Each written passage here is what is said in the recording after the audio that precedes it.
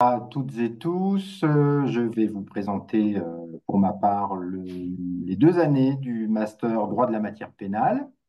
Je vais essayer d'être relativement bref et j'espère efficace pour que vous puissiez ensuite d'abord avoir toutes les informations utiles et puis, si ce n'est pas le cas, pouvoir avoir le temps de répondre à vos éventuelles questions.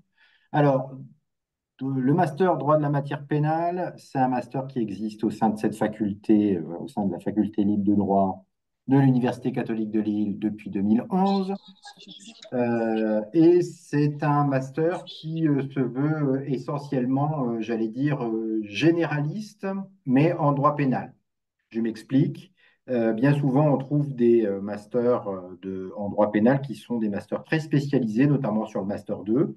Par exemple, sur du droit pénal de la famille ou bien sur plus souvent du droit pénal des affaires ou droit pénal financier.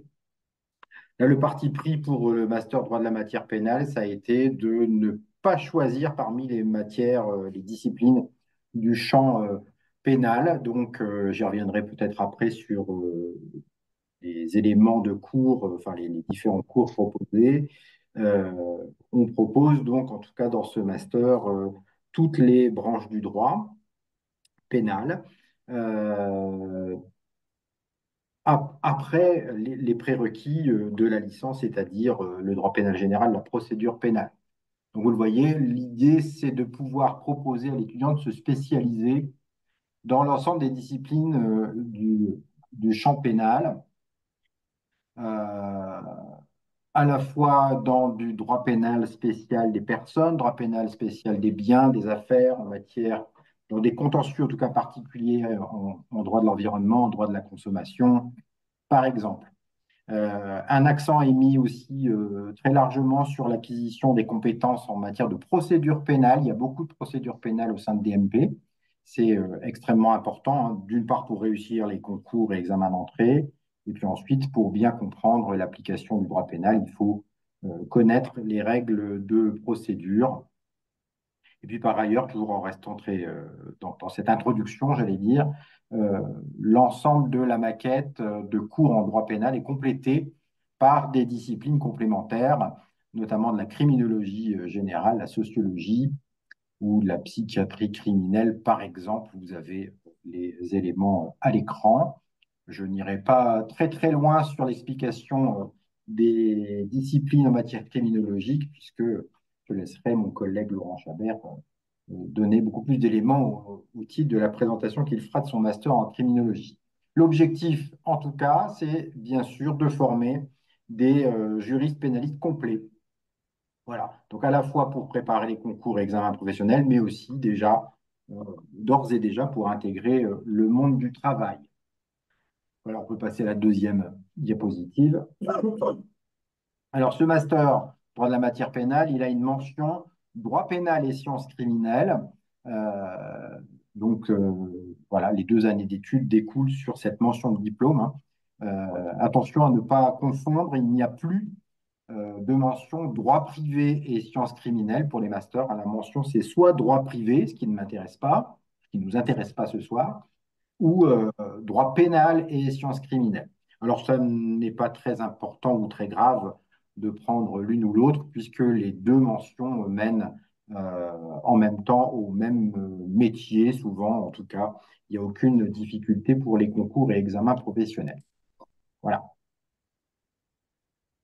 Donc, une multiplicité de matières, j'y reviendrai, les modalités pédagogiques et puis quelques spécialités ou spécificités pardon, pour le Master 2 et je terminerai par les conditions et prérequis. Alors, multiplicité pardon, de matières dès le Master 1. Alors, en Master 1, l'avantage de la formule qu'on propose, c'est effectivement de rester, d'être déjà spécialiste de se spécialiser en droit pénal, mais sans faire l'économie, j'allais dire sans faire le sacrifice des disciplines du droit civil, du droit commercial notamment. Donc l'étudiant peut, je pense, quasiment à la carte choisir la coloration qu'il voudra donner à son Master 1. Donc concrètement, j'y reviendrai peut-être si on peut présenter la maquette tout à l'heure. en tout cas. La matière phare, c'est le droit pénal spécial des personnes au premier semestre, droit pénal spécial des biens au second semestre, procédure pénale au S1 et puis droit pénal des affaires au second semestre également. Mais on pourra compléter systématiquement avec du droit civil ou du droit commercial, ou parfois encore du droit du travail, ou du droit international privé notamment. Euh, on peut peut-être avancer sur les slides. Je ne sais pas s'il y a d'autres slides. Voilà, tu peux passer à la suivante si tu veux bien. Donc, c'est ce que je venais de vous indiquer. Euh, donc, un bloc fondamental en pénal, mais toujours complété par d'autres matières en droit privé. Tu peux passer à la suivante si tu veux bien. Donc, autre matière en droit privé dont tu peux remonter, pardon, c'est ma faute, je n'ai pas été très clair. Donc d'autres matières en droit privé qui viennent colorer le parcours, un peu moins pénaliste du coup. Mais par ailleurs, dans l'unité complémentaire, on retrouvera d'autres matières de droit pénal que l'étudiant peut choisir. Il n'y a pas d'obligation, même s'il est quand même conseillé dans un master de droit pénal de prendre, de sélectionner les matières qui ont trait avec la matière pénale, bien sûr. Donc vous voyez, de l'histoire de la justice et des institutions pénales, donc l'histoire du droit pénal hein, de façon générale, du droit pénal des mineurs, du droit pénal européen. À compter de la rentrée prochaine, on complétera tout cela également par du droit constitutionnel répressif, qui est un nouveau cours qui remplace un des autres cours. Voilà, donc il vient compléter le panel en droit pénal. Et puis, comme je l'indiquais tout à l'heure, d'autres matières euh, périphériques au droit pénal peuvent être choisies, de la criminologie précisément. Alors pour le pénaliste, la criminologie est périphérique et pour le criminologue, ce sera le droit pénal qui sera une simple composante de la criminologie, mais je pense que M. Chabert le dira. Et puis d'autres matières qui sont un peu plus neutres, j'allais dire, mais qui permettent de compléter toujours et qui viennent vraiment compléter donc l'apprentissage en droit pénal, donc, notamment la protection internationale des droits de l'homme, ou bien encore, vous les avez à l'écran, hein, le droit et la bioéthique, le droit des étrangers, qui sont des matières qui ont des liens, pas à 100%, mais en tout cas en grande partie avec le droit pénal. Donc ça peut tout à fait être choisi au regard des envies de l'étudiant, mais aussi de la construction de son projet d'études et son projet professionnel. Alors, sur les modalités pédagogiques, effectivement, on a quelques modalités particulières. On propose systématiquement un séminaire de recherche. Le terme d'ailleurs appliqué n'est plus, sera supprimé pour la rentrée prochaine. C'est un séminaire de recherche tout court qui est proposé aux 2 semestres en lien avec la matière pénale, c'est-à-dire que les étudiants seront répartis en petits groupes de travail, en général 3 ou 4 étudiants par groupe, et travailleront tout le long de l'année sur l'élaboration d'un petit mémoire, donc un mini-mémoire de recherche.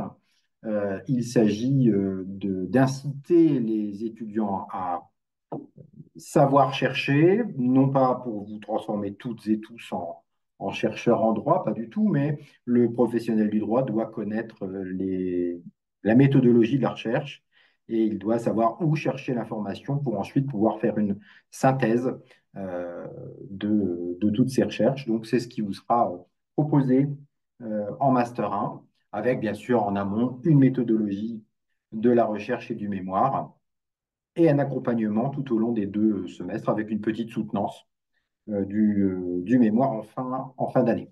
Donc l'objectif, hein, c'est de renforcer sa capacité d'analyse et de se forger un esprit critique, ce qui est particulièrement important lorsqu'on passe des concours ou même pour un entretien d'embauche, tout simplement. Ce séminaire de recherche, il est complété par un autre séminaire par ailleurs pour d'autres matières, un séminaire de mise en situation pratique. C'est une forme de clinique du droit qui est proposée donc en procédure pénale au premier semestre et puis en droit pénal des affaires au second. Là, ici, je peux le dire pour la procédure pénale au premier semestre, les étudiants travaillent sur de véritables pièces de procédure. Les séminaires sont animés par des avocats. L'ensemble de l'équipe est constitué d'avocats et d'avocates. Et les étudiants travaillent sur des pièces de procédure. L'idée, c'est de découvrir, de savoir si la pièce est dépourvue de vice ou si on peut découvrir un vice de procédure, par exemple. Et puis, il y a parfois quelques petites simulations de procès qui sont réalisées dans le cadre de ces séminaires pratiques. On a un peu ou prou la même chose en pénal des affaires au deuxième semestre, notamment des simulations de procès. On vous propose une initiation à la note de synthèse, donc il y a une méthodologie et puis des exercices, donc un exercice corrigé par semestre. Là, c'est déjà l'objectif de commencer à vous préparer dès le master 1, donc au concours euh, et examen professionnel. Et puis, autre séminaire, donc modalité pédagogique spécifique, séminaire de recherche thématique personnelle. Il s'agit de déterminer, dès le master 1, de déterminer le thème du mémoire de fin de master. C'est-à-dire que désormais, on prépare les étudiants dès le M1 pour le mémoire, pardon, de fin d'études du master 2. Donc, l'étudiant aura été potentiellement conclu entre la 24 ville de mois. Lille, personne publique, et la Société des granites porphyroïdes des Vosges. Alors, c'est La bien de Société des fermer. granites porphyroïdes des N'hésitez pas à Vosges couper vos devait micros, livrer s'il vous des plaît. pavés. Désactivez. Bon. Donc, séminaire de recherche thématique personnelle où l'étudiant donc, détermine dès le master 1 son sujet de mémoire de fin d'année. Il est accompagné tout au long du semestre. Pour cela, on peut passer à la slide suivante. Voilà, alors là, c'était la grille de choix de matière, mais j'y reviendrai. Je vais peut-être même pas la développer. On y reviendra tout à l'heure s'il y a besoin pour avancer et laisser le temps à Laurent de présenter son master ensuite, parce que je pense que je prends déjà beaucoup de temps. Euh, Alors, Master 2, là, il s'agit évidemment d'approfondir davantage les disciplines fondamentales, droit pénal général approfondi, droit pénal ou procédure pénale approfondie, et puis une spécialisation dans des domaines plus techniques et des domaines où il y a des contentieux, un contentieux pénal, soit en cours de développement, en émergence, soit déjà totalement émergé. Euh, alors, pour les disciplines fondamentales, il s'agira le plus souvent euh, de mobiliser toutes les connaissances déjà acquises en licence puis en master 1 pour pouvoir participer donc aux cours. Bien souvent, les cours sont des cours inversés, c'est-à-dire que l'enseignant fera une partie magistrale classique pour donner les attendus, la thématique de l'année, et puis ensuite, ce sont les étudiants qui bâtiront le cours. Bien sûr, ils seront guidés par l'enseignant. Donc ça se fera bien souvent sous forme d'exposés discussions ou de mini-conférences qui peuvent être organisées. Les formats sont parfaitement libres et divers au sein du Master 2. Il y a une liberté pédagogique, j'y reviendrai peut-être tout à l'heure, qui est importante en Master 2. Spécialisation dans des domaines techniques, évidemment. Il s'agit de former des juristes complets et, j'allais dire, employables quasiment immédiatement. Donc, on vous formera sur des matières particulières comme les modes alternatifs de règlement des litiges pénaux, la cybercriminalité, ou encore il y a un volet droit de la peine, ou notamment droit pénal de l'environnement, de l'urbanisme, bref, des contentieux qui sont aujourd'hui particulièrement importants, notamment je pense au droit pénal de l'environnement ou encore le droit pénal de l'entreprise. Responsabilité pénale des entités, là on reviendra sur des éléments importants comme la responsabilité pénale des personnes morales, mais aussi, je ne l'ai pas indiqué sur le format que vous avez à l'écran, tout le contentieux ou toutes les craintes qu'on peut formuler à propos de l'arrivée, de l'émergence de l'intelligence artificielle. Donc, ces aspects-là sont traités notamment dans ce cours, euh, mais aussi en cybercriminalité. Et puis, il y a tout un volet ou un axe droit international pénal, euh, et donc à tout un volet international, donc avec du droit international pénal, de la coopération judiciaire, c'est plutôt un volet procédural, ou encore du droit pénal comparé qui permet donc bien justement de comparer les modèles juridiques étrangers avec celui français. D'autres matières complémentaires, de la criminologie approfondie, vous voyez, avec de la médecine légale. Euh, donc ça permet de comprendre hein, un rapport d'expertise médico-légale, de la sociologie criminelle ou encore de la psychiatrie criminelle, hein, qui permet donc de connaître des profils délinquants particuliers. Et puis, un cours qui est important, politique pénale et de sécurité, qui est enseigné par un magistrat du parquet. Il s'agit de comprendre comment est élaborée une politique pénale, hein, une politique de répression ou au contraire de prévention au niveau local ou au niveau national. Et là, c'est une matière souvent peu étudiée, mais particulièrement riche. Alors, à la différence du Master 1, toutes les matières du M2 sont obligatoires, il n'y a pas de choix à formuler. Encore une fois, l'objectif, c'est vraiment de former de façon globale l'étudiant en matière pénale, en droit pénal. Alors, il s'agit de faire de l'étudiant un acteur de sa formation.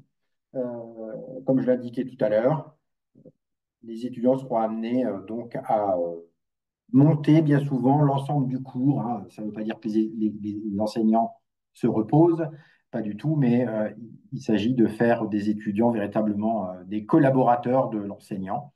C'est ainsi que j'ai souhaité la formule du master droit de la matière pénale. J'y reviendrai juste après. Les étudiants sont toujours mis à contribution dans chacun des cours. On ne peut pas se cacher au fond de la salle lorsqu'on est en cours en master 2. Chacun participe et apporte sa pierre, j'allais dire, à l'édifice. On peut passer à la slide suivante si tu veux bien.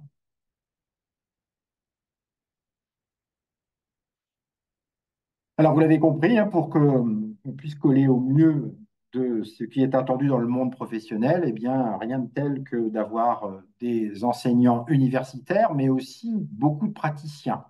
Vous l'avez compris, des avocats, des magistrats, il y a un médecin, ou plusieurs médecins d'ailleurs qui interviennent, notamment psychiatres, ou un médecin légiste, des psychologues ou un criminologue, qui prendra d'ailleurs la parole après, et qui intervient dans ce master également. Et ces praticiens, avocats, magistrats, médecins, psychologues, représentent environ 60% du corps enseignant pour le master 2. Euh, voilà. D'autres dispositifs pédagogiques permettent, là aussi, là encore, j'allais dire, d'essayer le plus possible d'intégrer l'étudiant dans le monde professionnel avec des réflexes qu'il faut déjà acquérir, notamment si on se destine à la profession d'avocat, avec des règles éthiques et déontologiques. Ce sont des règles particulièrement importantes aujourd'hui.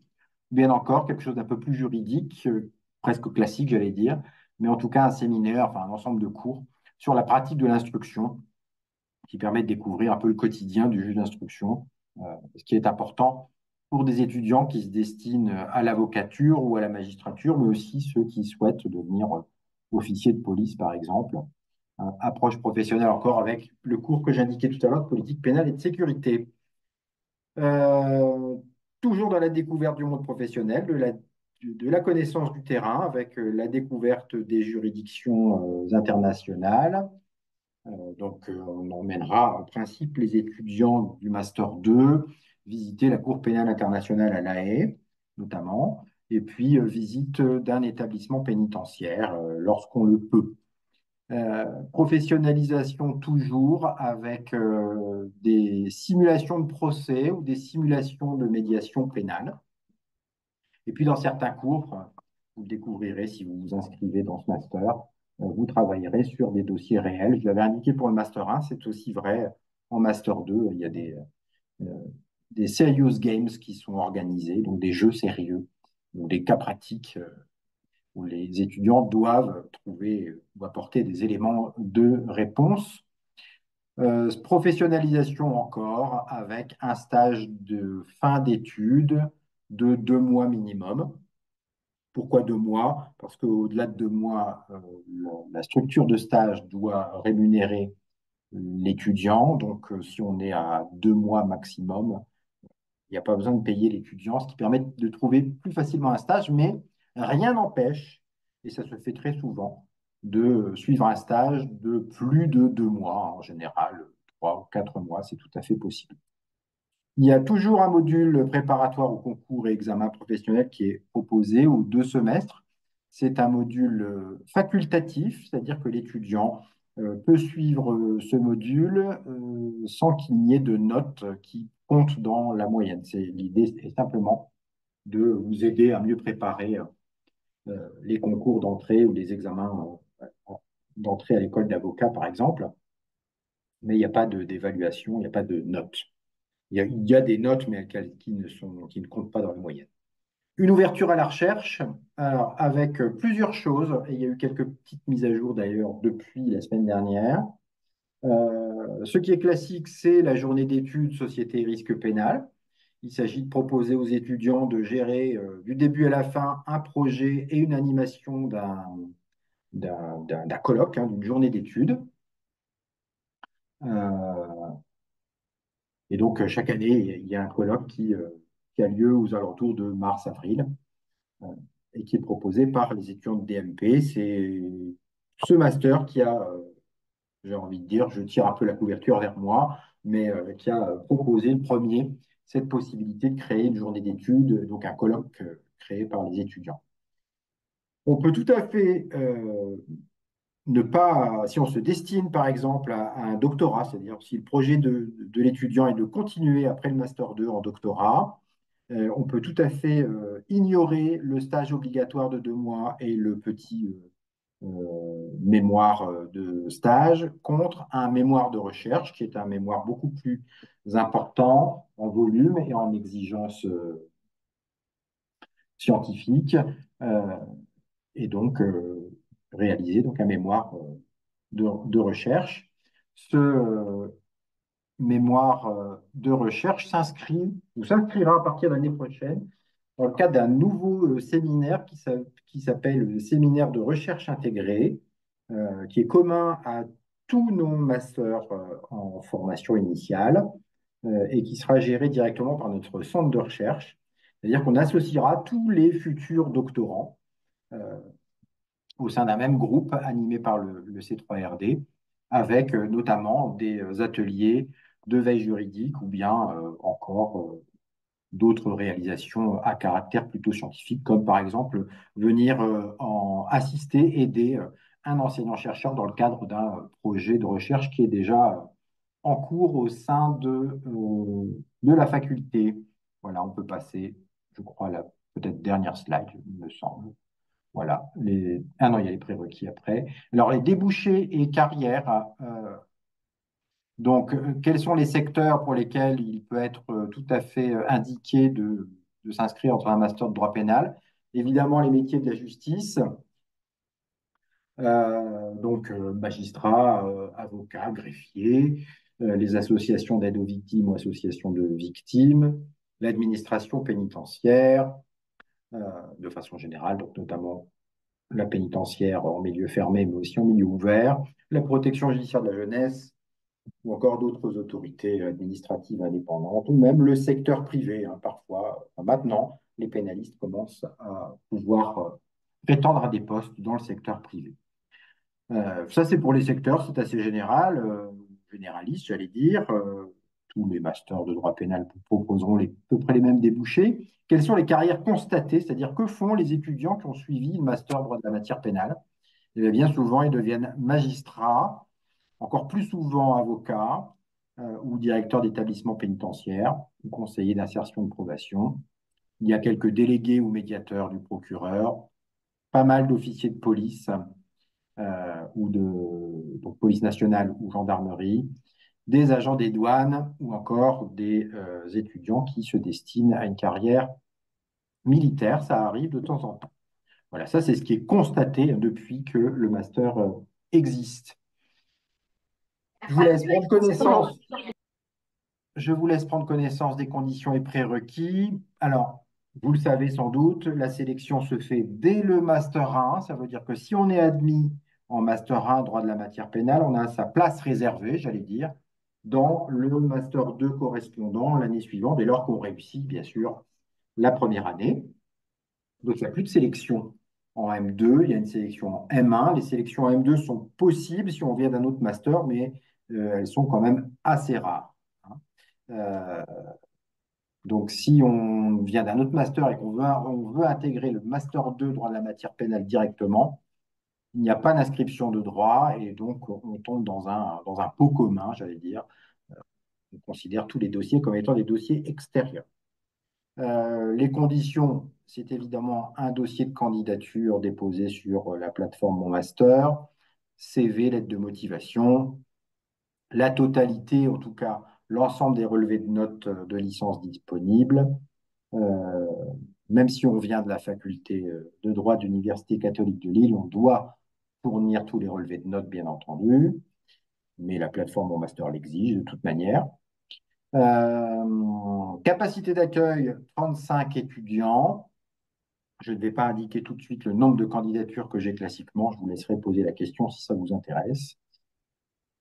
Alors, le dossier, eh bien, il sera analysé par mes soins, bien entendu, et il y aura éventuellement des entretiens de motivation, hein, qui seront proposés à certains étudiants, c'est-à-dire qu'il n'y a pas d'entretien systématique.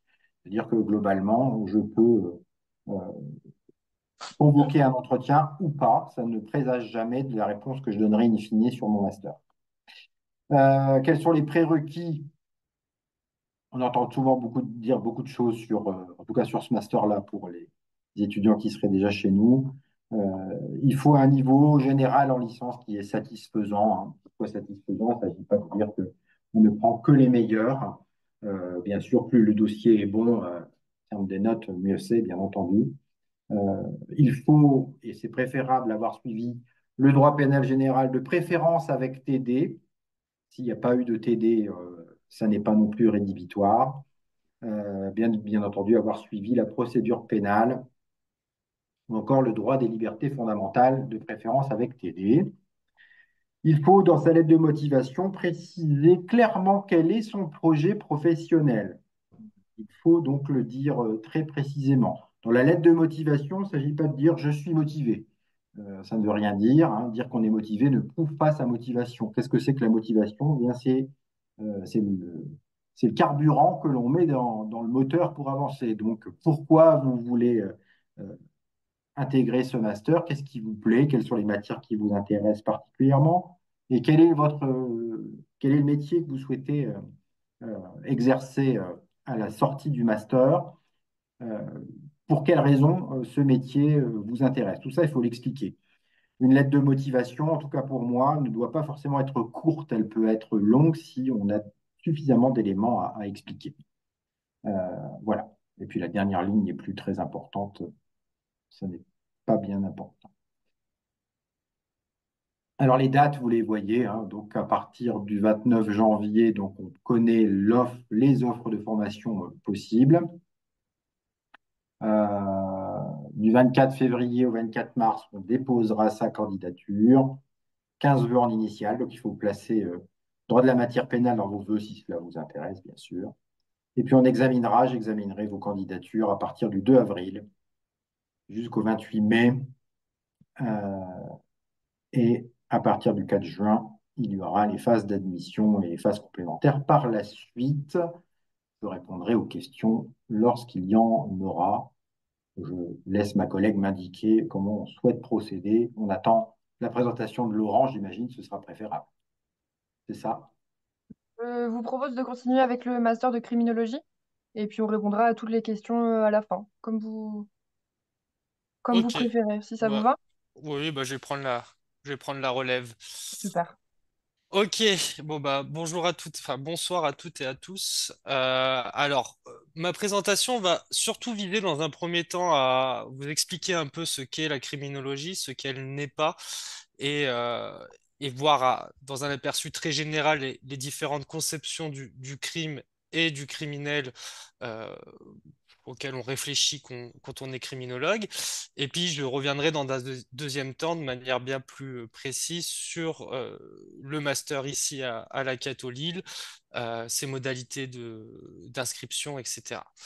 Donc, pourquoi aborder la criminologie, enfin, ce qu'est la criminologie, plutôt ce qu'elle n'est pas? parce que je dois dire que les séries américaines suscitent un certain nombre de fantasmes hein, autour de cette discipline et donc un certain nombre de représentations qui sont assez faussées et qu'il faut un peu déconstruire. Alors, premièrement, je vous le dis, le criminologue n'est pas un expert hein, technique et scientifique qui serait chargé de chercher, récolter et interpréter les preuves et indices présents sur une scène de crime. Ça, cela relève de la criminalistique, hein, et donc pour ce faire, il faut plutôt se tourner soit vers la médecine légale, soit vers la police scientifique. De la même manière, la criminologie, le criminologue plutôt, n'est pas un profiler hein, qui serait chargé de déterminer le profil psychologique d'un criminel dans le cadre d'une enquête. Hein. Il faut le dire, ça correspond à une vision très américaine de la criminologie.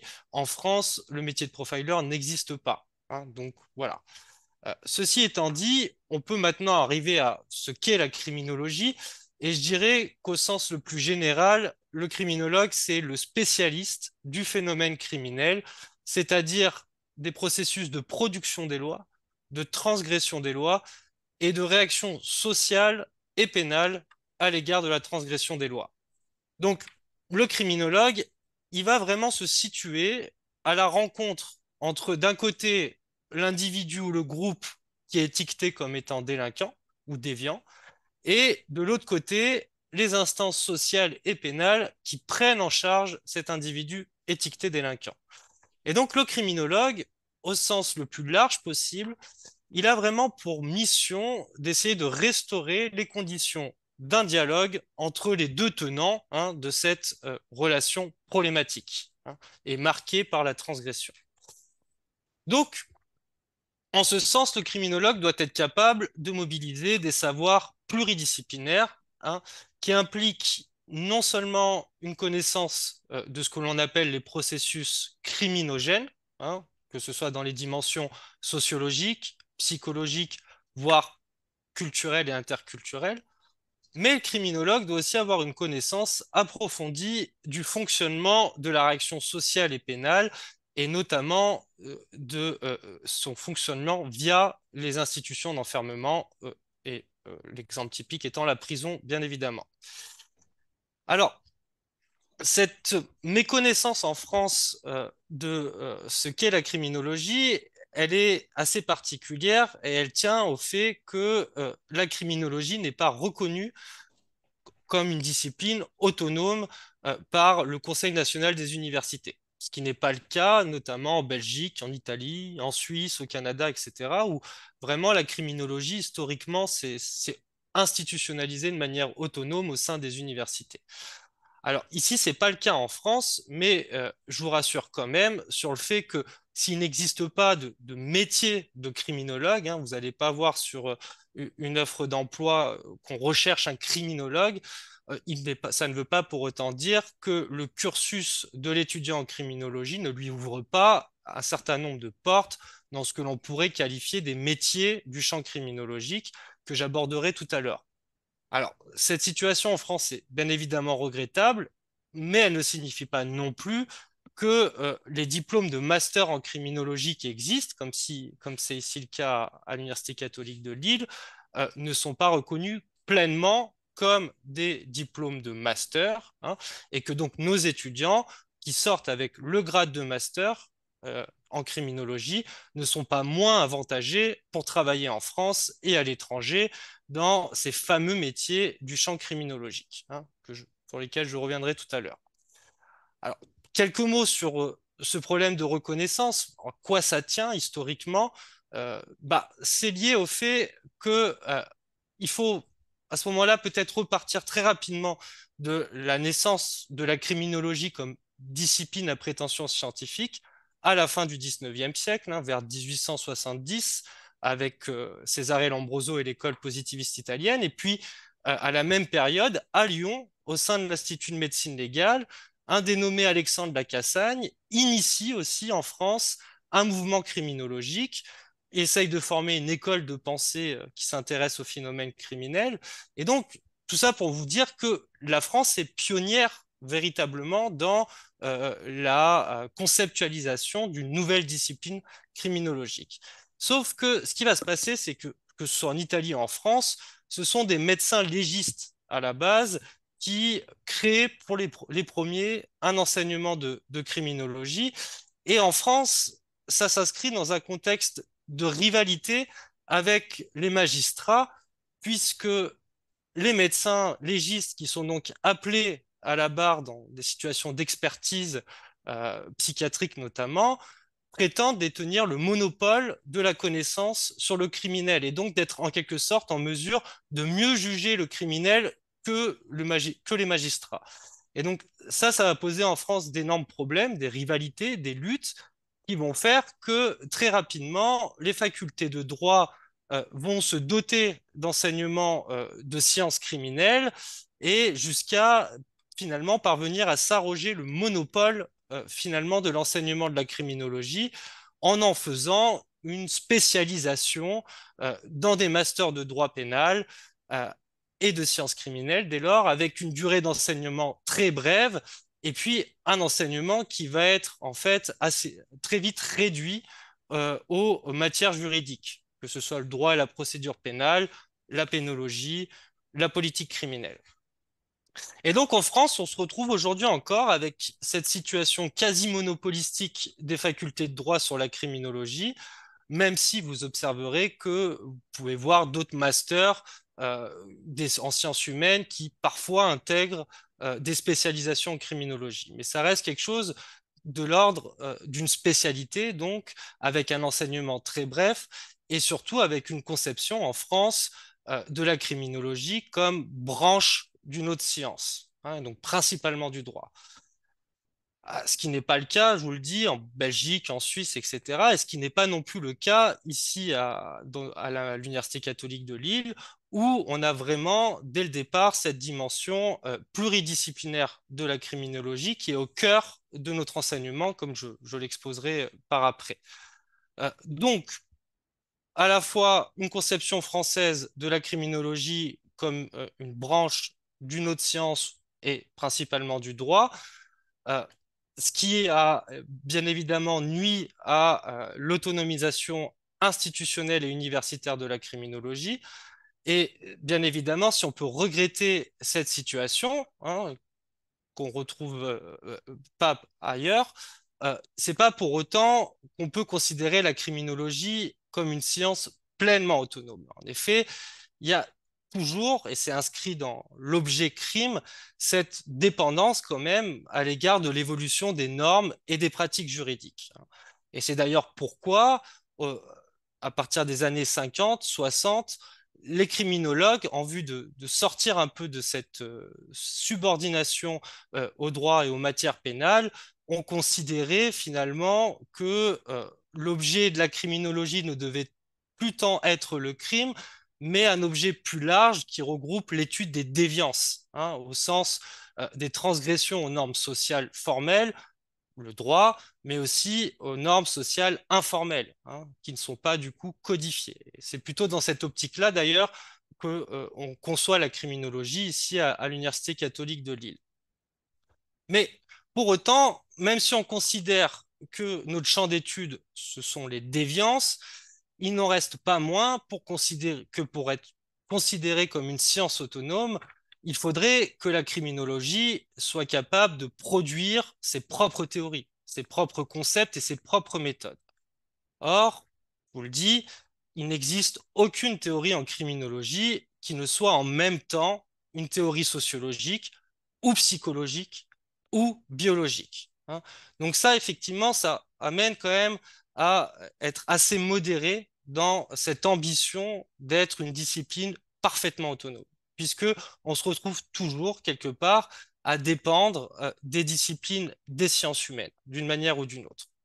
Donc c'est ce qui amène aujourd'hui les criminologues, plutôt que de définir leur matière comme autonome, à considérer la criminologie comme un champ d'étude, hein, une activité de connaissance scientifique, bien évidemment, mais qui se situe au carrefour entre différents savoirs disciplinaires qui ont tous ce même thème commun de l'élucidation et de la compréhension de la question criminelle au sens large. Et quelque part, j'ai envie de dire, c'est là finalement tout, tout l'attrait, hein, et toute la singularité de la criminologie que d'être en mesure de constituer un espace qui permet de penser finalement le passage de la pluridisciplinarité, hein, où on étudierait le crime un peu de manière sociologique, un peu de manière psychologique, un peu de manière juridique, voire anthropologique ou philosophique, hein, ça c'est la pluridisciplinarité, mais la criminologie, elle a pour ambition justement de penser ce passage-là de la pluridisciplinarité à ce qu'on appelle l'interdisciplinarité, c'est-à-dire en quoi le social influence la psychologie des individus, en quoi la culture peut avoir un impact sur la criminalité. Et donc, on pense l'intégration, l'interconnexion entre les différentes disciplines. Ce qui veut dire que, via l'objet crime et déviance, le criminologue doit être en mesure de dialoguer avec des champs aussi divers que les sciences juridiques, les sciences politiques, la sociologie, l'anthropologie, les disciplines psy, voire même la philosophie et l'éthique, hein. Ce qui amène le criminologue à acquérir une connaissance globale de la condition humaine, de ses universaux, mais aussi de ses singularités.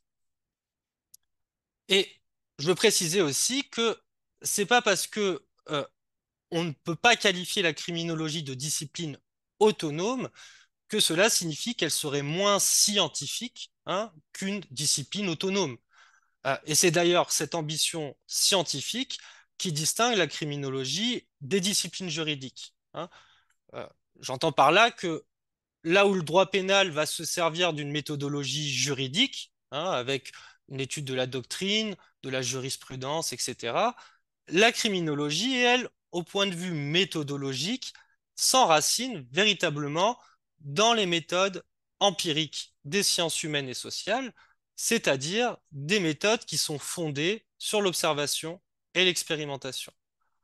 De la même manière, on peut considérer que le droit pénal est une discipline normative, hein, prescriptive, elle décrit ce qui doit être, là où la criminologie est une activité de connaissance qui vise à tendre vers l'objectivité, hein, à dire ce qui est, c'est-à-dire à rendre compte de la criminalité en observant la réalité, à essayer de décrire et de comprendre le comportement tant des criminels que du système pénal, à essayer de décrire et comprendre le résultat des politiques criminelles aussi, qui sont conçues donc pour enrayer ou en tout cas réduire la criminalité.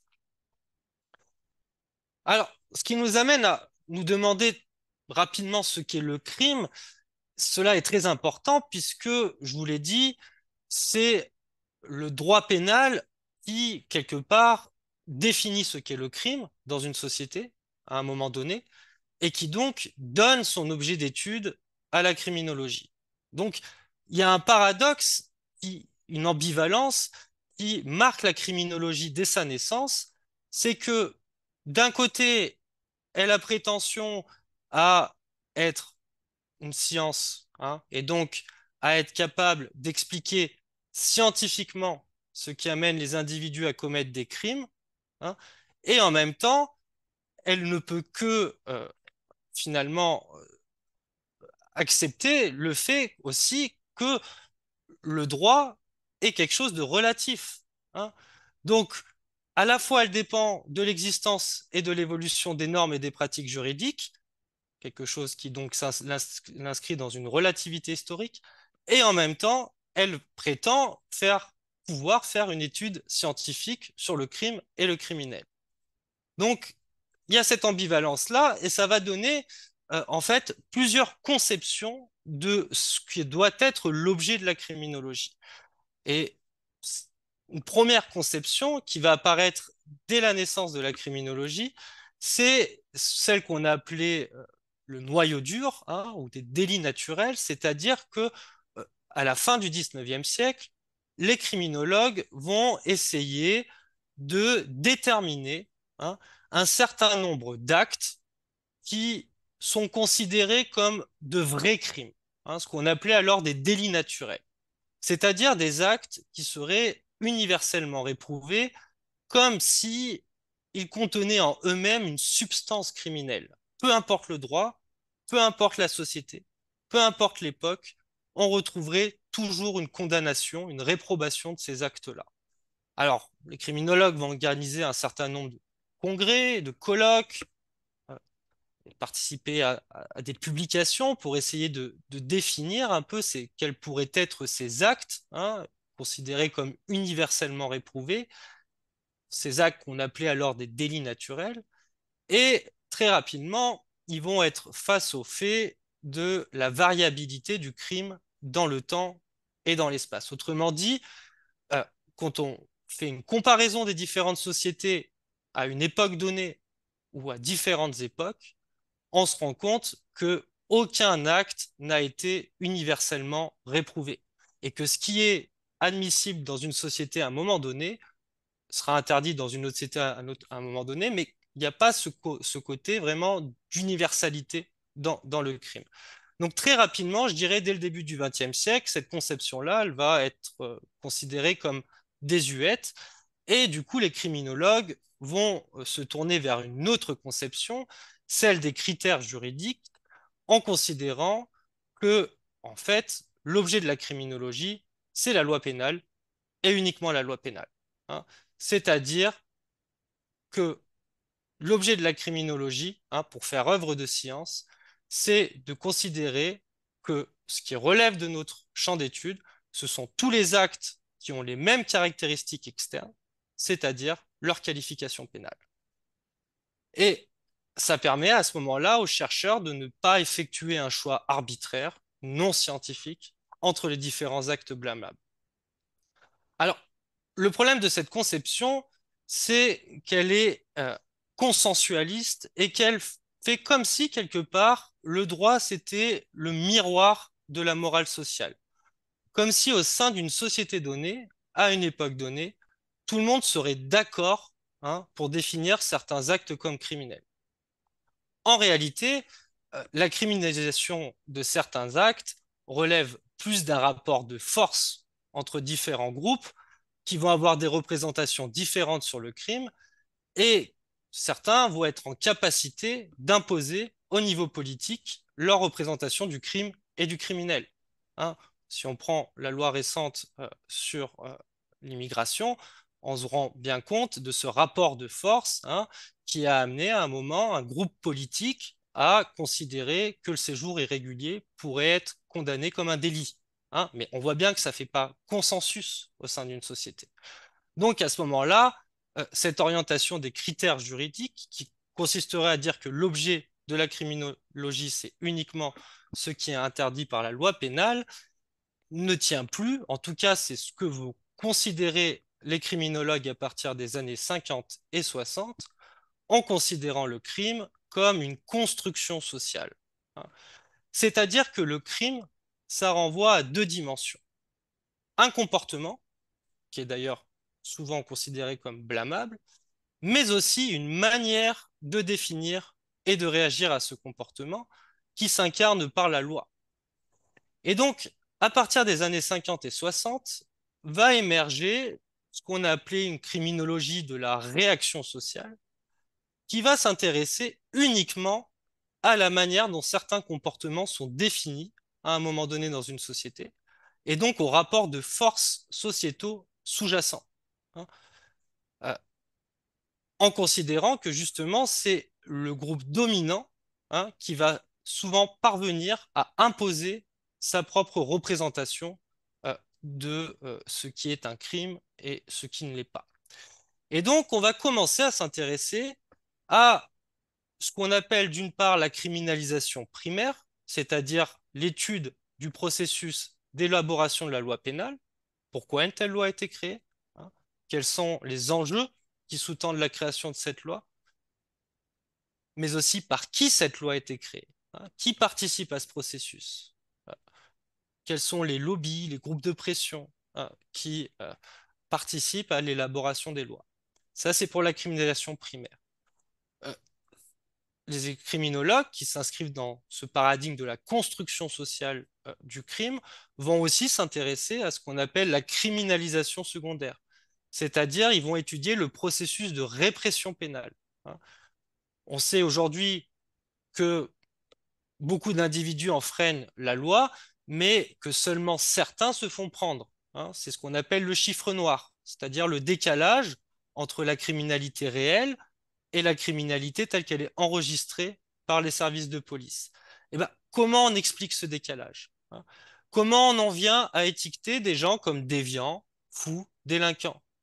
Que se passe-t-il avec les individus qui sont aux prises avec le système pénal? Quel est le processus qui les mène dans le système pénal? Bref, comment fonctionne le système pénal? Ça, ce sont toutes ces questions-là que vont se poser les criminologues à partir des années 50, 60. Et donc, bien évidemment, dans une perspective qu'on va qualifier de critique. C'est-à-dire que dans les années 50, 60, émerge au sein de la criminologie l'idée que les personnes qui sont étiquetées criminelles, en fait, ne sont pas délinquantes par nature, hein, ne sont pas radicalement différentes des individus qu'on qualifie de normaux, ou en tout cas de non-délinquants, mais que simplement elles sont le résultat de multiples sélections qui sont opérées par l'entonnoir pénal et que cet entonnoir pénal, il fonctionne selon des stéréotypes de dangerosité, hein. Stéréotypes de dangerosité qui vont aboutir à des interventions plus ou moins rapides et plus ou moins rigoureuses en fonction des types de population, en fonction des catégories de population. On peut prendre l'exemple du contrôle au faciès, mais énormément d'études criminologiques qui sont publiées dans cette époque-là montrent que, selon notre origine sociale, on a plus ou moins de chances de passer à travers les mailles du filet pénal. Donc voilà pour les grandes orientations qui découlent de cette difficulté à définir ce qu'est l'objet de la criminologie, c'est-à-dire l'objet crime. Et de ces différentes conceptions vont découler aussi différentes conceptions du criminel, hein. Donc, en gros, on peut dire, et ça on l'étudie bien dans le cadre de ce master, que la criminologie, quand elle s'intéresse aux manières d'envisager le délinquant, va être traversée en quelque sorte par ce qu'on appelle des paradigmes, c'est-à-dire, si vous voulez, des grandes orientations dans la conception du crime et du criminel, dont découlent des méthodes différentes, des objets différents, etc. En fait, ces deux paradigmes, c'est très simple.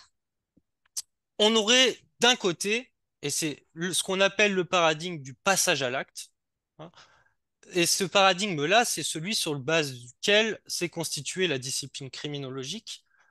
Ce paradigme du passage à l'acte, il vise à essayer de comprendre et expliquer les causes et les processus qui sont à l'œuvre dans l'acte criminel, hein, dans l'idée qu'il existe une différence entre les individus criminels et les individus normaux, et que cette différence peut être objectivée par la science. Donc, à partir de là, différentes conceptions du criminel vont être envisagées en fonction des orientations disciplinaires et théoriques de leur auteur. Au départ, les médecins légistes, comme je vous l'ai dit, qui ont les premiers euh, vous souhaitaient l'émergence d'un mouvement criminologique, considéraient le délinquant comme un monstre, hein, c'est-à-dire comme une espèce à part entière, radicalement différente au point de vue biologique, et qui doit donc être étudiée par le prisme de la biologie criminelle, hein. C'est le point de départ de la criminologie, celle qu'on retrouve chez l'école positiviste italienne, qu'on retrouve en France avec la Cassagne ou avec l'idée de dégénérescence chez Morel. Et donc, au début, après la Première Guerre mondiale, ces théories sont tombées désuètes, hein, avec l'émergence de la psychanalyse et de la sociologie. Mais c'est pas pour autant qu'il faudrait considérer qu'aujourd'hui, on ne retrouve plus cette conception du criminel comme monstrueux dans le champ de la science. Bien au contraire, aux États-Unis, on assiste à l'émergence, au retour en force, hein, de théories biologiques sur le crime qui, avec les progrès de la recherche en génétique, essaye de prouver qu'il y aurait des différences génétiques, hein, qui prédisposeraient certains individus à commettre des crimes, ou en tout cas à passer à l'acte.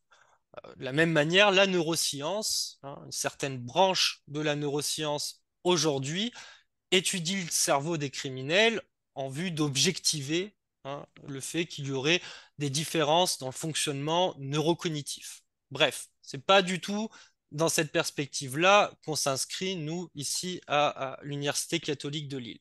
Mais enfin, on vous l'enseigne quand même, car il faut bien vous donner une vision assez large des différentes théories, hein, qu'on a sur le crime.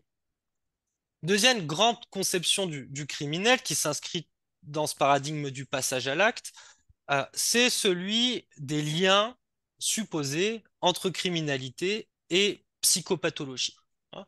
Et c'est donc une approche qui envisage le criminel comme un malade mental, en tout cas quelqu'un qui connaît certains troubles mentaux, hein, psychose, névrose, sociopathie, etc. Donc ça relève plutôt de ce que l'on appelle la criminologie clinique, hein. Et donc on verra qu'il y a certaines matières au sein de ce cursus et de ce master qui approchent ces questions-là, des liens possibles entre délinquance et psychopathologie. Enfin, toujours dans ce paradigme du passage à l'acte, on y retrouve aussi des théories plus sociologiques qui, elles, vont s'intéresser à objectiver, démontrer certaines causes, hein, sociologiques du crime, c'est-à-dire l'idée qu'il y aurait des milieux, hein, socio-économiques, socio-culturels particulièrement criminogènes. Voilà. Alors, un des liens sur lequel s'est construit la sociologie criminelle et qui est un lien qu'on déconstruit justement dans ce master, c'est le supposé lien qu'il y aurait entre pauvreté et criminalité, hein. En réalité, c'est là oublier toute ce qu'on appelle la criminalité en col blanc, hein, ou la délinquance économique et financière, qui montre que la criminalité, ça touche toutes les classes sociales, sans exception, même si la réaction va être différente, hein, en fonction des classes sociales. Mais enfin, en tout cas, on a des cours de sociologie qui reviennent sur ces différentes théories qui vont expliquer la criminalité plutôt du côté des facteurs socio-culturels, sociologiques. Deuxième grande orientation, donc ça c'était pour le paradigme du passage à l'acte, hein, cause et processus de la délinquance, et qu'on étudie aussi dans le cadre de ce master. Deuxième grand paradigme, celui de la réaction sociale, hein, et qui donc, ce paradigme-là, qui émerge dans les années 50-60, ne va pas s'intéresser à la fracteur, hein, ne va pas s'intéresser aux causes et au processus du passage à l'acte, il va s'intéresser à la manière dont la société définit et réagit à certains comportements et aux inégalités, aux discriminations, aux injustices que cette justice criminelle, justement, crée. Donc, voilà, l'idée qu'elle va véritablement axer la réponse de manière beaucoup plus répressive sur certaines catégories de la population qui sont justement les individus les plus vulnérables socialement, hein. Les criminologues de la réaction sociale vont par ailleurs euh, accuser les criminologues du passage à l'acte quelque part de donner une caution scientifique à un geste qui est un geste de stigmatisation et d'exclusion de certaines catégories sociales.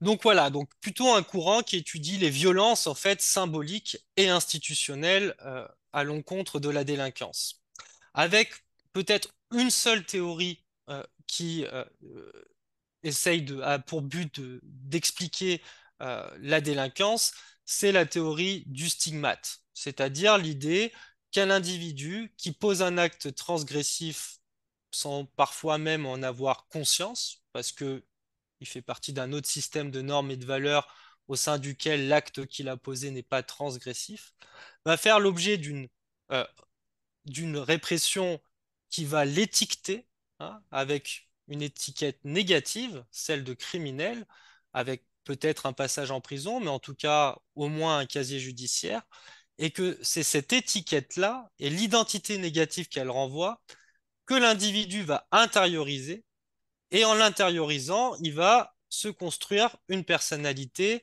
qui va à l'encontre du système pénal, considère la société comme injuste, etc. Donc ça peut entraîner à ce moment-là des processus de ce qu'on appelle de déviance secondaire qui sont liés au fait que l'individu intériorise l'étiquette négative que la société lui a pointée.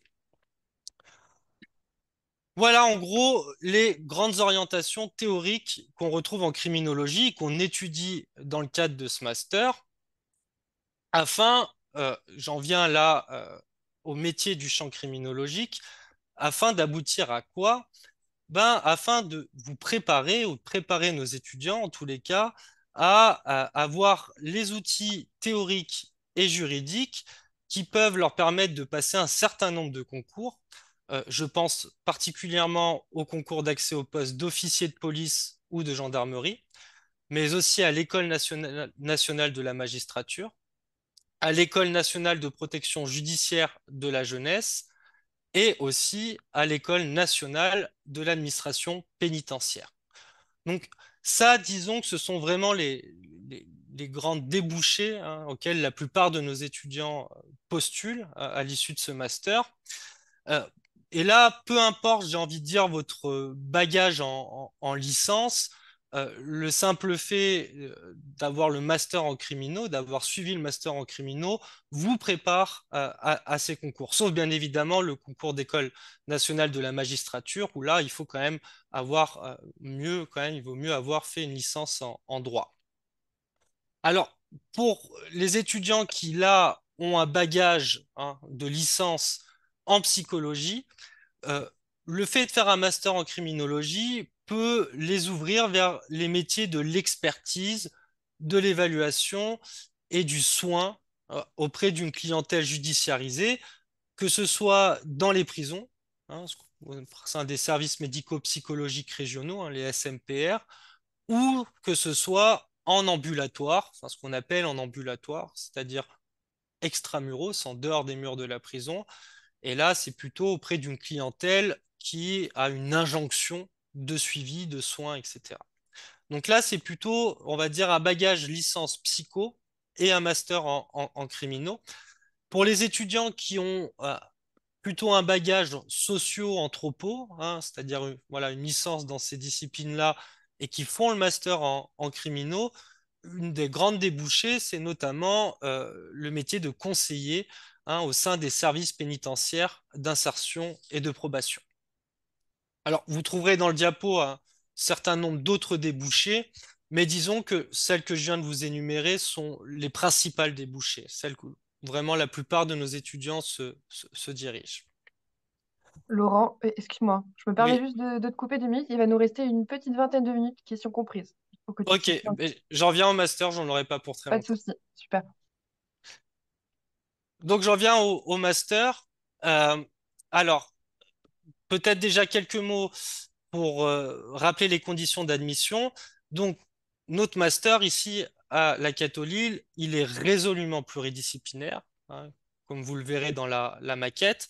Et donc, nous acceptons des étudiants qui viennent d'horizons divers, que ce soit du côté des sciences juridiques ou du côté des sciences humaines et sociales au sens large. J'inclus aussi éventuellement la philo, l'histoire, sociologie, anthropologie, psychologie, peu importe.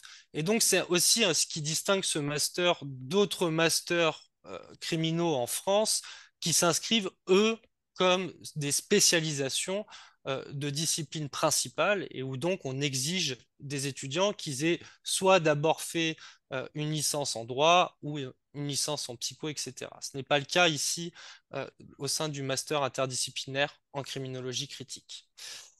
Alors, le cursus en général, vous le voyez, il est assez étoffé. peut-être dire aussi rappeler que l'une des grandes originalités, hein, en tout cas ce qui fait la singularité de ce master, c'est vraiment le fait qu'il soit conventionné à l'Université catholique de Louvain, ce qui amène non seulement nos étudiants à la fin de leur master à être codiplômés, hein, à la fois Université catholique de Lille, mais aussi Université catholique de Louvain, et ce qui les amène aussi, en deuxième année de master, au premier semestre, à effectuer un échange obligatoire à l'Université catholique de Louvain. Donc, vous ferez vos recherches de votre côté, mais je peux vous dire avec grande sincérité que dans le champ de la criminologie francophone, l'Université catholique de Louvain a vraiment un rayonnement international euh, qui est lié à une tradition d'école de pensée. Voilà, vraiment, ça pèse quoi, dans le champ criminologique francophone, l'Université catholique de Louvain. Donc on a la chance d'avoir cette codiplomation, et voilà, qui donc vous amène à la fois à un échange à Louvain et à avoir le double diplôme. Et je dirais aussi que si on voit plus en détail sur notre offre de cours, Euh, donc, un master résolument pluridisciplinaire, je le disais, ce qui amène donc déjà au mois de septembre à ce que on organise une unité de rattrapage, hein, pour faire en sorte que nos étudiants euh, partent à partir du mois d'octobre avec un niveau, un bagage théorique et conceptuel assez semblable, peu importe leur orientation précédente. Donc, si vous venez de sociaux, vous aurez des cours de rattrapage en procédure pénale, en droit pénal. Si vous venez plutôt de droit, bah, vous aurez des cours de rattrapage en sociaux, voire en anthropo. Donc voilà, donc le mois de septembre, ça vise vraiment à vous remettre d'aplomb pour qu'on soit sûr que vous ayez le bagage intellectuel qui vous permette de commencer et de comprendre véritablement les enseignements plus fondamentaux en criminologie. Donc ces enseignements plus fondamentaux, on les retrouve du côté du droit, hein, avec des cours de pénologie, des cours de droit pénal comparé, cours de droit pénal des mineurs. On les retrouve aussi du côté de la sociologie et des sciences politiques, hein, avec des cours de sociologie de la criminalité, un cours de crime, économie et structure sociale qui en fait renvoie à la question de la criminalité économique et financière, un cours sur la désistance, hein, au point de vue sociologique, c'est-à-dire les théories sociologiques qui permettent de mieux comprendre comment les individus parviennent à sortir de la délinquance, hein, c'est ça la désistance. Donc droit, sociologie, des cours plus cliniques, hein, là, c'est-à-dire des cours qui renvoient à discipline psy en criminologie, que ce soit notamment le cours d'approche interdisciplinaire des troubles de la sexualité, que ce soit des cours sur l'expertise psychologique et psychiatrique, que ce soit un cours sur les questions et les enjeux liés à la radicalisation, hein, de certaines personnes, ou aussi des cours liés, toujours dans cette approche clinique, à la question de la victimologie, hein, et des éventuels psychotraumatismes que les victimes peuvent connaître. Donc droit, sociologie, clinique, et aussi des cours, et ça c'est pareil, c'est une des grandes singularités de ce master, des cours qui touchent à la question de l'interculturalité, hein, c'est-à-dire à la question des rencontres entre différents systèmes de normes et de valeurs et des potentiels conflits, souffrances et déviances que ces rencontres entre différentes cultures peuvent faire émerger. Et donc là, on a des cours plus spécifiques d'ethnopsychiatrie et d'anthropologie criminelle, un cours aussi sur les considérations criminologiques sur les différences culturelles. Donc vraiment une approche pluridisciplinaire et qui fait aussi la place à des questions plus philosophiques et éthiques, puisque la criminologie travaille non seulement avec des concepts scientifiques, mais elle travaille aussi avec des concepts exprimant des jugements de valeur, le bien, le mal, le juste, l'injuste.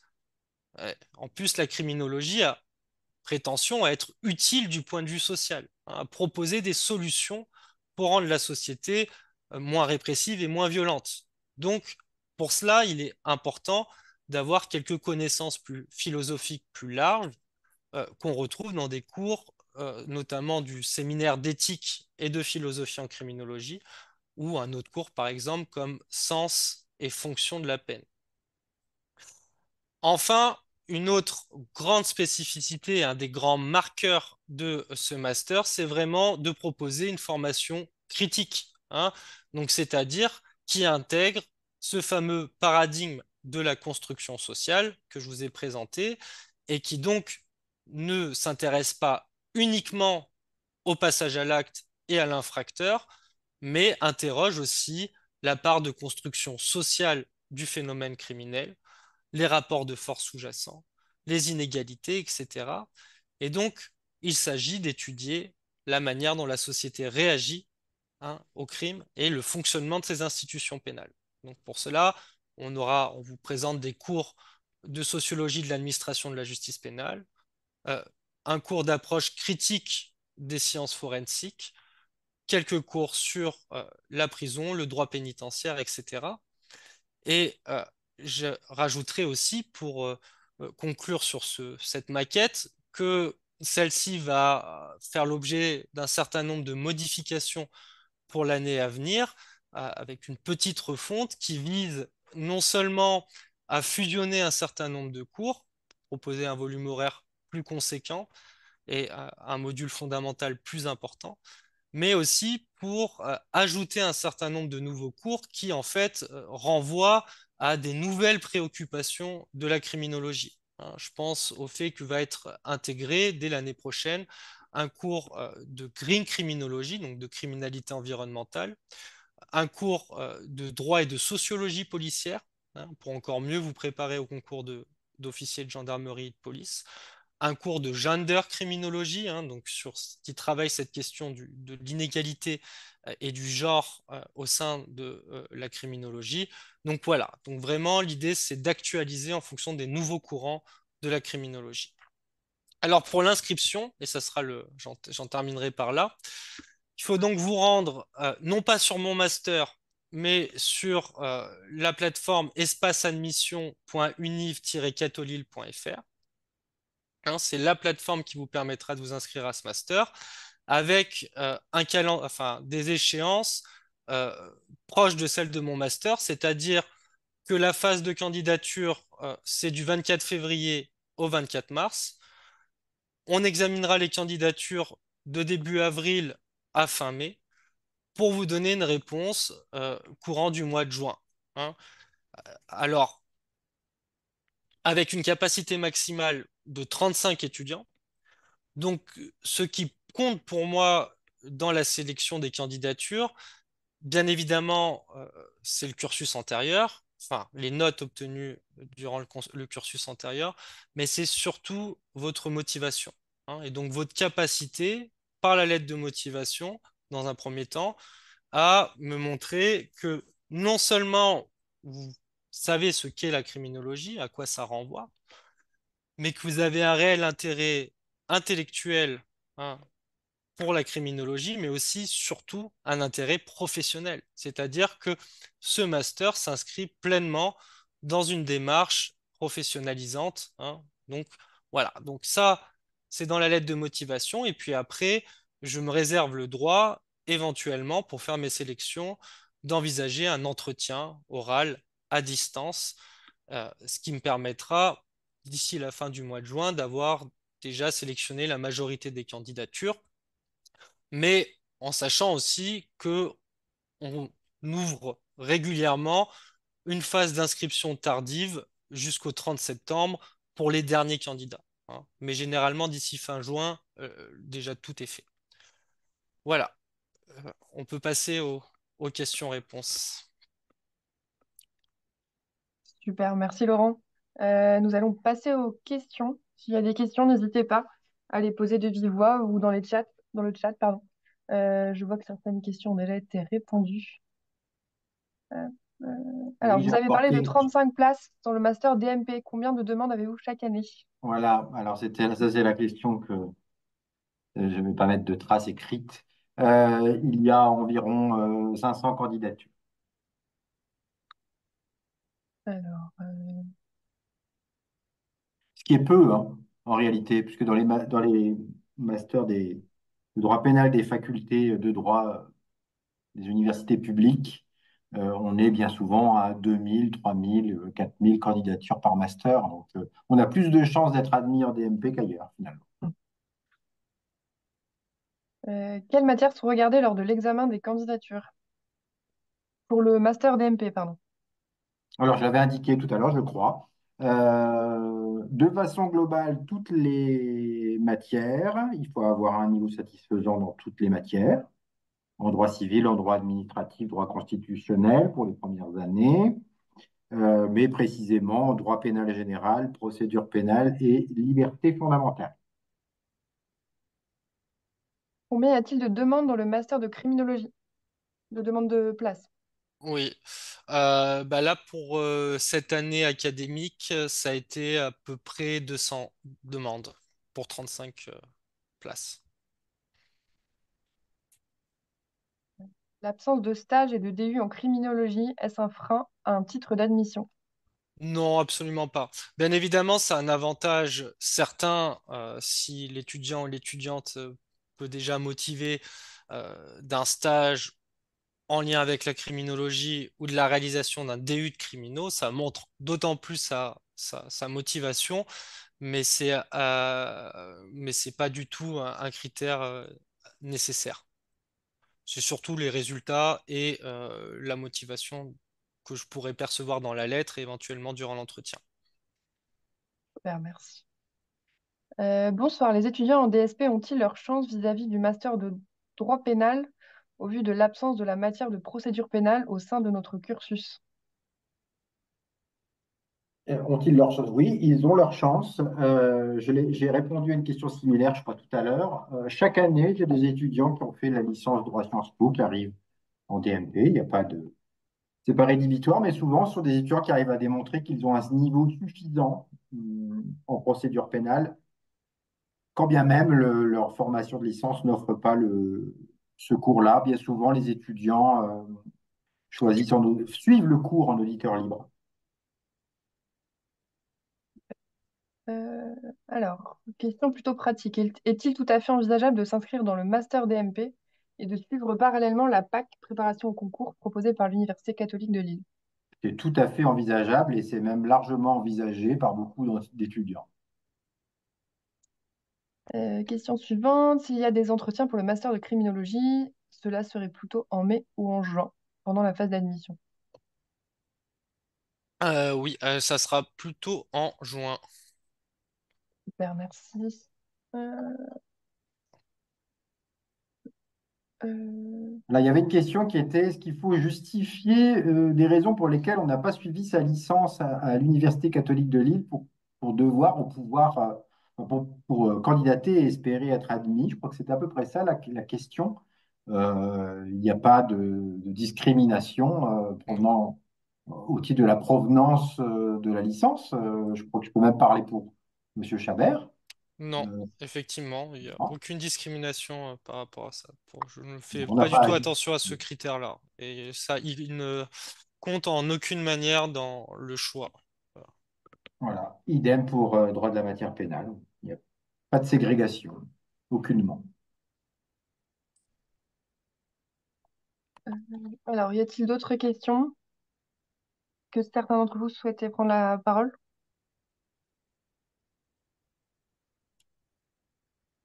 Non. Euh, Alors pour les pièces, il y avait une question sur les pièces, hein. Bon, ce sont celles que, en tout cas pour DMP, ce sont celles qui seront exigées à la lecture de, du site Mon Master, mais c'est effectivement le CV, la lettre de motivation, les relevés de notes. Tous les relevés de notes en principe, si vous n'avez pas le relevé du semestre 6, qui est bien souvent le cas, vous pouvez le joindre ultérieurement, il me semble, voire me l'adresser par mail directement aussi. Mais votre dossier ne sera pas rejeté parce qu'il manque le relevé de notes du semestre 6. En revanche, s'il manque un relevé de notes de la première ou deuxième année, ça c'est beaucoup plus problématique, hein, concrètement. Bonsoir, j'ai une question concernant les relevés de notes. Même si on a redoublé, est-ce qu'il faut mettre également les relevés de notes de son redoublement? Il faut mettre tous les relevés de notes, y compris de l'année que l'on n'avait pas initialement validée. D'accord, merci beaucoup. Je vous en prie. Et du coup, j'ai une autre question. Le fait d'avoir doublé une année est-il un frein à l'intégration du master? Lequel? Les Alors, je n'ai deux? pas de On peut répondre tous les deux, précision. hein, je pense. Donc, vas-y. Ah, non. Non. Non, le Bon, fait d'avoir doublé une année n'est pas un frein à l'intégration du master DMP en tout cas. Bon. pour moi non plus. Ce n'est absolument pas un frein. Voilà. On est prêt à admettre tout le monde, mais on ne peut pas admettre tout le monde. C'est juste qu'il y a juste 35 places. Y a-t-il d'autres Je n'ai questions? pas pris procédure pénale, mais liberté fonda en TE. Est-ce que c'est un frein pour DMP? Bah, il faut quand même avoir fait de la procédure pénale. Voilà.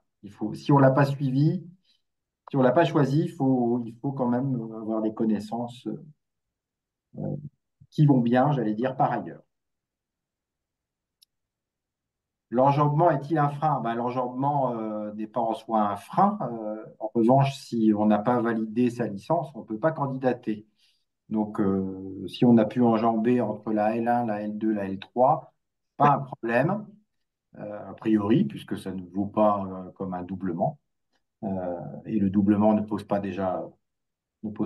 obstacle. Donc, moi, j'ai envie de dire que l'enjambement n'est pas un frein, en tout cas pas pour moi. Et je ne pense pas pour M. Chabert non plus, Non. Alors, avec plaisir. pas d'autres questions. Y a-t-il d'autres personnes qui souhaitent Il y a, prendre la il y a- parole? Ah, Ah alors oui, bonsoir. ouais. Avons-nous moins de chances de pouvoir intégrer les masters de droit pénal et de criminologie en ayant fait une licence de droit international de droit européen et international qui ne propose pas de TD en droit pénal? Pour ma part, je prends d'abord la parole, c'est absolument pas un problème puisque on a une unité de rattrapage au mois de septembre avec à la carte un cours de procédure pénale et un cours de droit pénal. Donc ça pourra être rattrapé à ce moment-là.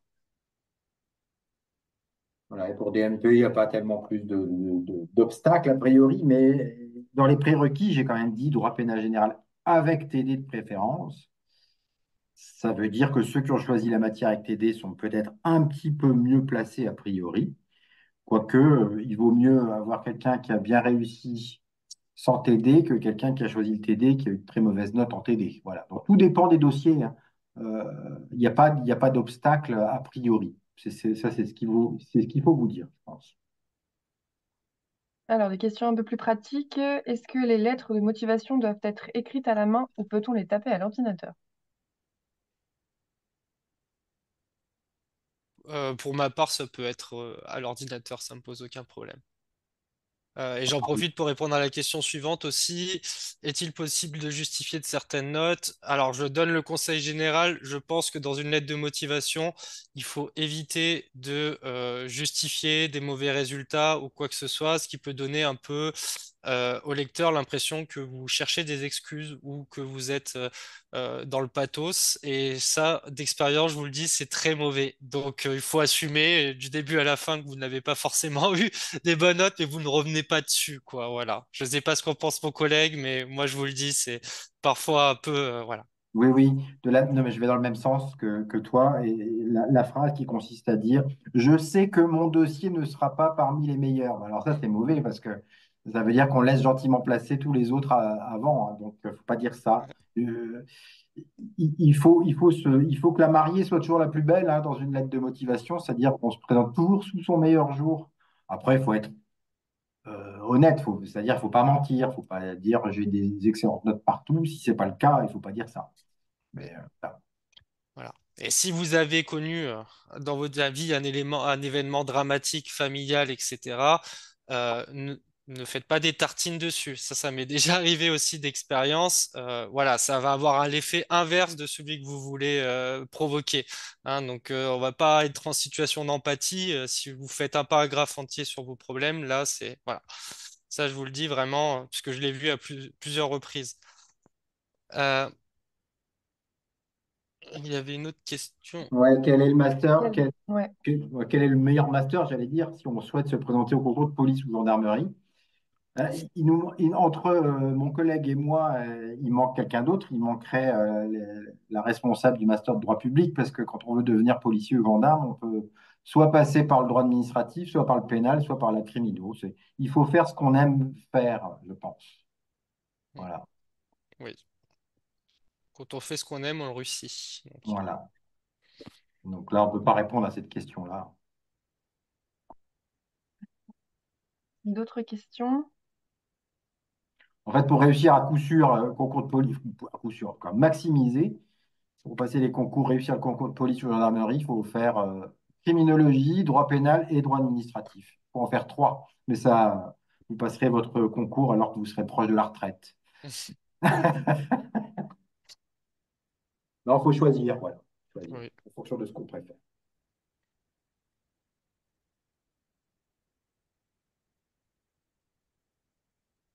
Y a-t-il d'autres questions, d'autres personnes qui souhaitent prendre la parole? Ou d'autres choses à ajouter de la part des responsables de formation? Non,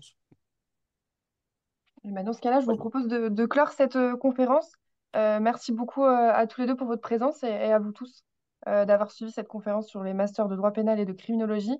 Notez bien que les replays seront aussi disponibles d'ici quelques jours sur le site internet. S'il y a des questions, n'hésitez pas à contacter nos deux responsables de formation, Monsieur Chabert et Monsieur Levidziac. Leurs contacts sont également sur le site internet.